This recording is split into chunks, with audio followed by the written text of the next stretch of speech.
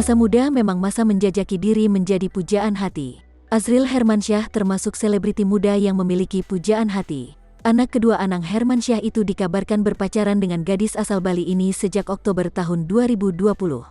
Semakin dekat, Azril dan Sarah tak segan tampil bersama di muka umum. Sarah terlihat hadir menemani Azril dalam berbagai acara keluarga Hermansyah.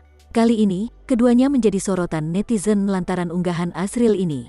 Dilansir dari akun Instagram @azril_hermanisah pada Senin, tanggal 22 November tahun 2021, terlihat Sarah yang mengendari sebuah Vespa berwarna hijau toska. Kekasih Azril ini terlihat mengelilingi jalanan komplek di atas Vespa.